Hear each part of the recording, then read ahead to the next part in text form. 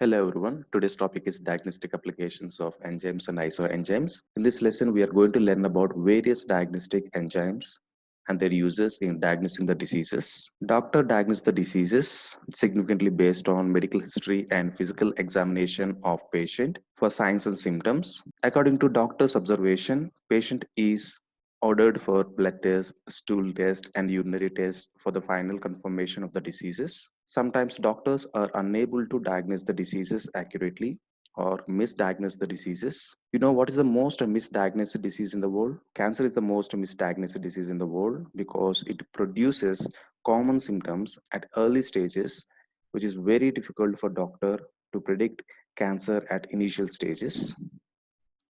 Here, diagnostic enzymes are playing crucial role in diagnosing the diseases accurately. So these are the diagnostic enzymes which are present in serum.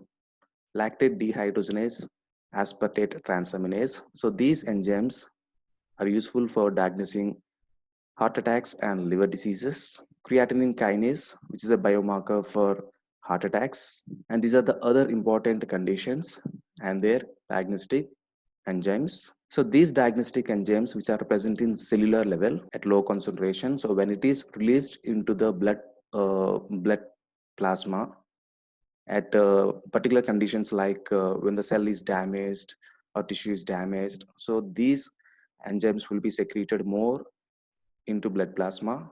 The level of these enzymes will be increased in blood plasma. So which indicates the tissue damage or cell damage. So here in the coming slides, so we are going to learn about these important diagnostic enzymes in detail. The first important diagnostic enzyme here is acid phosphatase. So this acid phosphatase, so which is present in all the cells of the body, especially at the cellular level in lysosomes. So these are the main important sources for the acid phosphatase enzyme. The main important source is prostate. So that's why here this acid phosphatase is useful for the diagnosing a prostate cancer. And these are the other important sources: bone, liver, spleen, kidney, RBC, bone marrow. And this is the normal concentration of enzyme in the blood plasma, that is 2.5 to 12 unit per liter. And this acid phosphatase enzyme will be useful for diagnosing so other important bone diseases like giant cell tumor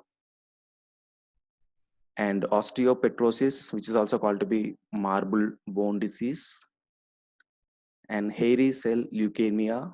So in these conditions, here ACP levels will be raised or elevated, and this acid phosphatase will be useful for diagnosing mainly the prostate cancer. Why? Because this acid phosphatase, which is present in prostate gland, here this enzyme so will be releasing into a seminal fluid. So due to that, here so seminal fluid also will be tested, especially in rape investigations. And the next enzyme here is alkaline phosphatase. So this is a non-specific enzyme.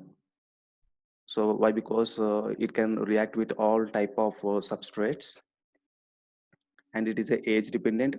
So why? Because the concentration of this alkaline phosphatase, which is increased in growing child due to osteoblastic activity, and alkaline phosphatase enzyme, which is present in cell membrane, the maximum amount of this enzyme is present in kidneys, bones, placenta, and liver, etc. And these are the main important metabolic functions that this enzyme is performing: lipid transportation in intestine and calcification of bones, etc. And this enzyme is having a normal concentration in blood plasma, that is 13 to 38 units per liter. Alkaline phosphatase is useful for diagnosing bone diseases like Paget's disease, Ricketts disease, etc. So according to the concentration or elevated concentration of this enzyme in the blood plasma, so we can easily identify this Paget's disease. So 10 to 25 times of elevated concentrations of alkaline phosphate, which indicates the Paget's disease, and 2 to 4 times of elevated concentrations of alkaline phosphatase in blood plasma, which indicates Ricketts disease.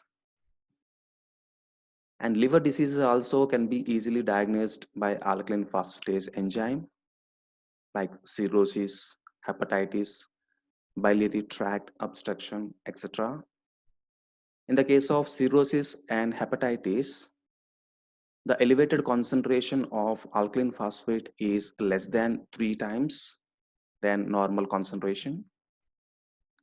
In the case of biliary tract obstruction, the elevated concentration of alkaline phosphate is 3 to 10 times more than a normal concentration which is present in blood plasma. And the next enzyme here is amylase. So this amylase, which is producing 6.9 to 7 pH, at these pH levels, it is very active. So these pH levels will be obtained at mouth. So these enzymes are two types: salivary amylase, which is present at mouth, and pancreatic amylase, which is present at pancreatic region at small intestine.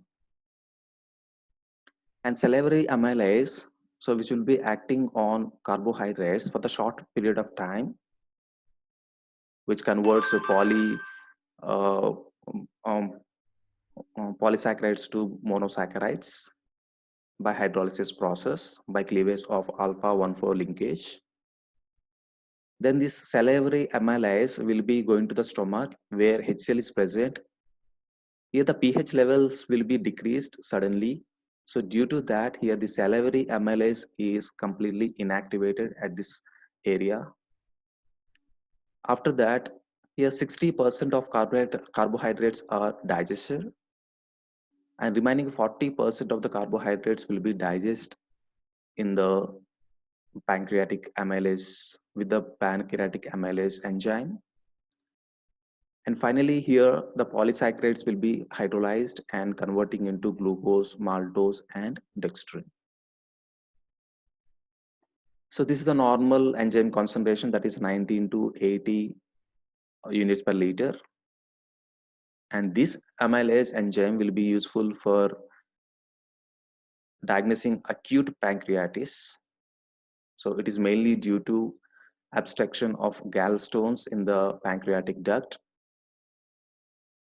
So here, due to obstruction of gallstones, here the pancreatic area so will be producing more amount of amylase in acinar cells.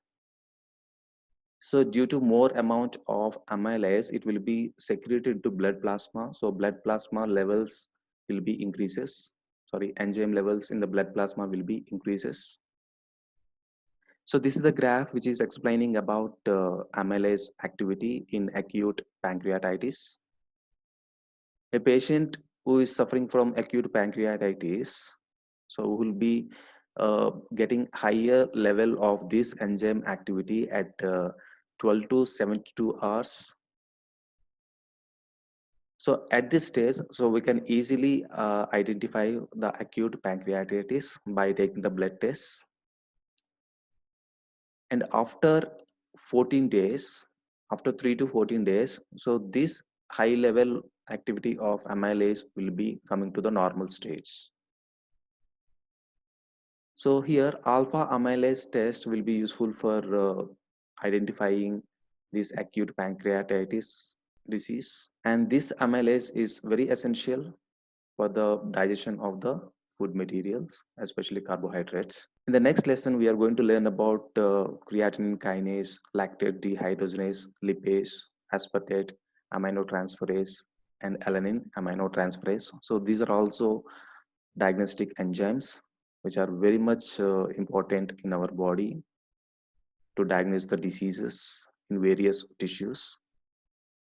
Thank you.